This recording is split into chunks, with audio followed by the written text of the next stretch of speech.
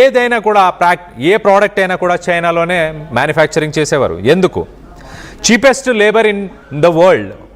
ఒకప్పుడు cheapest labour ప్రస్తుతానికి వరల్డ్లో చైనానే అంటూ మొత్తానికైతే అన్ని ఫ్యాక్టరీస్ తక్కువ ధరలో అక్కడ పని చేయడానికి వ్యక్తులు ఉంటారు అన్న ఉద్దేశంతో చైనాని ఫ్యాక్టరీ ఆఫ్ ద వరల్డ్ అనేవారు.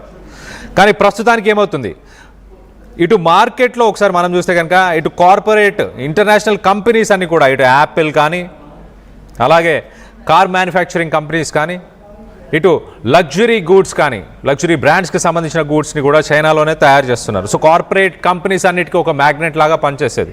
అలాంటి చైనా ఇప్పుడు ఒక ఎక్స్పోర్ట్ పవర్ హౌస్ అని కూడా అనుకునేవాళ్ళు. ప్రపంచ దేశాల్లో మేడ్ ఇన్ చైనా అనేది ఒక కామన్ వర్డ్ అయిపోయింది. ప్రపంచ దేశాల్లో ఎక్కడికి వెళ్ళినా అలాంటి ప్రోడక్ట్స్ చాలా ఈజీగా అవైలబుల్ ఉండడం, చైనాకు సంబంధించిన ప్రోడక్ట్స్ ఎక్కడైనా ఉండేవి. అలాంటి global reach made in China అనేది ఒక స్టేట్మెంట్గా మారిపోయింది. ఒక 10 సంవత్సరాలు, ఒక 20 సంవత్సరాలు మేడ్ ఇన్ చైనా అనే ఆ పేరు కామన్ అయిపోయింది ప్రపంచ దేశాల్లో. ఇంకో పక్కన ఇంత మ్యానుఫ్యాక్చరింగ్ జరుగుతున్నాయి, ఇన్ని కార్పొరేట్ కంపెనీస్ ఇన్వెస్ట్ చేసినప్పుడు ఏం జరుగుతుంది? Foreign direct investments. ప్రపంచ దేశాల్లో ఉన్న కంపెనీస్ అన్నీ కూడా ఇటు చైనాకి సంబంధించిన షేర్స్ మీద ఇన్వెస్ట్ చేయడం, లేకపోతే అక్కడున్న ప్రొడక్షన్ మీద కానీ కార్పొరేట్ కంపెనీస్ మీద ఇన్వెస్ట్ చేయడం, వాళ్ళకి అప్పులు ఇవ్వడం, ప్రపంచ బ్యాంకుల నుంచి అప్పులు రావడం, ఇలా మొత్తానికైతే ఒక ఫారెన్ డైరెక్ట్ ఇన్వెస్ట్మెంట్స్ జరుగుతుండేది, లార్జ్ స్కేల్లో జరుగుతుండేది. అవి కూడా మరో పక్కన ఫారెన్ ఎక్స్చేంజ్ కూడా జరిగేది. ఇటు ఫారెన్ డైరెక్ట్ ఇన్వెస్ట్మెంట్స్ అయినప్పుడు ఆటోమేటిక్గా ఫారెన్ ఎక్స్చేంజ్ కూడా జరిగేది. అలాంటి చైనా ఇప్పుడు గడ్డు పరిస్థితులను ఎదుర్కొంటుంది. ఇటు ఇరాన్, ఇజ్రాయెల్, అమెరికా వార్తోని తనకి రావాల్సిన ఆయిల్ సప్లై మొత్తం నిలిచిపోయింది. ఆయిల్ ధరలు పెరిగిపోయాయి. తను మ్యానుఫ్యాక్చర్ చేసి ఇరాన్కి ఇచ్చిన వెపన్స్ అన్నీ కూడా సక్సెస్ఫుల్గా పనిచేయకపోవడం ప్రపంచ దేశాలన్నీ గమనిస్తున్నాయి. సో మొత్తానికి ఇటు చైనా మీద ఇన్వెస్ట్మెంట్స్ ఆగిపోయాయి. ఆల్రెడీ రియల్ ఎస్టేట్ కుప్ప కూలిపోయింది చైనాలో. గత కొన్ని 5 నుంచి 10 సంవత్సరాల్లో మనం చూస్తే కనుక చైనా రియల్ ఎస్టేట్ కుప్ప కూలిపోతుంది. అక్కడ వర్కింగ్ ఏజ్లో ఉండే పాపులేషన్ తగ్గిపోయింది. ఓల్డ్ ఏజ్ పీపుల్ ఎక్కువ మంది అయిపోయారు. So China manufacturing factory of the world అన్న ఆ పదాన్ని కూడా ఇప్పుడు ప్రస్తుతానికి ప్రపంచ దేశాలు పక్కన పెడుతున్నాయి. సో ఇన్వెస్ట్మెంట్స్ కూడా వెనకకి తీసేస్తున్నాయి. సో ఇరాన్, ఇజ్రాయెల్, అమెరికా మధ్య జరుగుతున్న ఈ యుద్ధం వల్ల చైనా ఒక రకంగా గడ్డు కాలాన్ని ఎదుర్కొంటుంది. ఒక రకంగా భారీ దెబ్బ తగిలిందనే చెప్పొచ్చు చైనాకి. సో చైనా ప్రస్తుతానికి డైరెక్ట్గా ఇన్వాల్వ్ అవ్వకపోయినా ఇండైరెక్ట్గా ఇటు చైనా పైన యుద్ధం ఎఫెక్ట్ చాలా క్లియర్గా కనిపిస్తుంది. దీనికి సంబంధించి మీరేమనుకుంటున్నారు? చైనా ప్రోగ్రెసివ్గా వెళ్తుందని మీరు భావిస్తున్నారా? చైనా మీద ఇరాన్ ఎఫెక్ట్స్ క్లియర్గా కనిపిస్తున్నాయి. రానున్న రోజుల్లో దాని జీడిపి కానీ దాని ఎకానమీ కానీ ఇంకా కుప్ప కూలిపోయే అవకాశం ఉందని మీరు భావిస్తున్నారా? దీనికి సంబంధించి మీ అభిప్రాయాలు ఏంటనేది కింద కామెంట్ రూపంలో తెలియపరచండి. ఒకప్పుడు ఫ్యాక్టరీ ఆఫ్ ద వరల్డ్ అని పిలిచే చైనా ప్రస్తుతానికి అక్కడి నుంచి కంపెనీస్ అని ఎగ్జిట్ అవుతున్నాయి.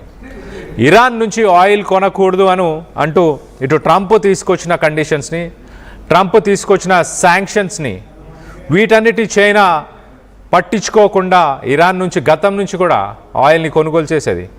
కానీ ఇప్పుడు ఆయిల్ కొనుగోలు చేయాలన్నా కూడా బ్యారెల్ ధర $120 పరిసర ప్రాంతాలకు చేరుకున్నాయి.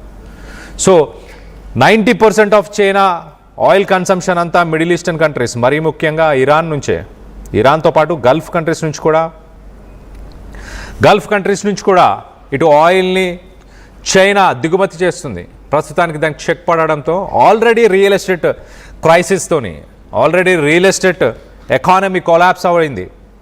ఆ కొలాప్స్తోని ఇప్పుడు ఎనర్జీ ఎమర్జెన్సీ కూడా రావడంతో డైరెక్ట్గా వార్లో లేకపోయినా చైనా పైన ఇప్పుడు ఇండైరెక్ట్గా దాని ఇంపాక్ట్, ఈ వార్ ఇంపాక్ట్ చాలా క్లియర్గా కనిపిస్తుంది. సో రానున్న రోజుల్లో ఇంకా చైనాకి గడ్డు కాలం ఉన్నట్టు చాలా క్లియర్గా అర్థమవుతుంది. మనం చూస్తున్నాం రైట్ సైడ్ విజువల్స్లో కనిపిస్తున్నాయి. ఇటు కొన్ని బాంబ్స్ని, మిసైల్స్ని వాటిపైన పేర్లతో రాసి మిసైల్స్ని కూడా ఇరాన్ యూజ్ చేసే ప్రయత్నం చేస్తుంది. సో మొత్తానికి కొన్ని మిసైల్స్ని కూడా, వెపన్స్ని కూడా చైనా ఇరాన్కి సప్లై చేసింది. అవి కూడా సరిగా పని చేయలేదంట. దాన్ని కూడా ఇప్పుడు ప్రపంచ దేశాలు చూస్తున్నాయి. సో చైనా నుంచి ఇప్పుడు చైనా నష్టాలు ఒకసారి మీకు డీటెయిల్గా చెప్పే ప్రయత్నం చేస్తా. ఫారెన్ డైరెక్ట్ ఇన్వెస్ట్మెంట్స్ అనేవి తగ్గిపోతాయి ఫస్ట్గా. నెక్స్ట్ చైనా నుంచి ఫైటర్ జెట్స్ కావచ్చు, వెపన్స్ కానీ, మిసైల్స్ కానీ ఇవన్నీ కొనుగోలు చేయడం కూడా అయిపోతుంది. దాంతోపాటు ఇటు చైనా నుంచి ఒక్కసారి మనం చూస్తే కనుక China manufacturing factory of the world అనుకుంటున్నాం కదా, ఆ మ్యానుఫ్యాక్చరింగ్ కూడా కొంత తగ్గుదల కనిపించే అవకాశం ఉంది. ఎందుకంటే ఇటు ప్రత్యామ్నాయాలు లో వేజెస్కి సంబంధించిన కంట్రీస్, ఇటు బంగ్లాదేశ్ చీప్గా ప్రొడ్యూస్ చేస్తుంది, ఏదైనా బట్టల నుంచి మొదలు పెడితే లెదర్ బ్యాగ్స్ నుంచి మొదలు పెడితే ఎలాంటి ప్రోడక్ట్స్ అయినా మ్యానుఫ్యాక్చర్ చేయడానికి ఇటు బంగ్లాదేశ్ ఉంది ఆప్షనల్గా. At the same time Indonesia ఒక ఆప్షన్గా ఉంది, వియట్నాం ఒక ఆప్షన్గా ఉంది. చైనా నుంచి యాపిల్కి సంబంధించిన ప్రోడక్ట్స్ని వాటన్నిటి కూడా మ్యానుఫ్యాక్చర్ చేసే యూనిట్స్ని చైనా నుంచి ప్రస్తుతానికి వియట్నాంకి కూడా షిఫ్ట్ చేస్తున్నారు, ఇండియాకి కూడా షిఫ్ట్ చేస్తున్నారు. ఫాక్స్కాన్ అనే కంపెనీ, ఇండియాలో ఉన్న ఫాక్స్కాన్ అనే కంపెనీ ఇటు యాపిల్కి సంబంధించిన ప్రోడక్ట్స్ని ఇండియాలో ప్రొడ్యూస్ చేస్తుంది. సో అన్ని రకాలుగా చైనా ఇబ్బంది పడే పరిస్థితి ప్రస్తుతానికి నెలకొంది. దీనికి సంబంధించి మీరేమనుకుంటున్నారు? మీ అభిప్రాయాలను కింద కామెంట్ రూపంలో తెలియపరచండి. Hi, Sayarthi, sure.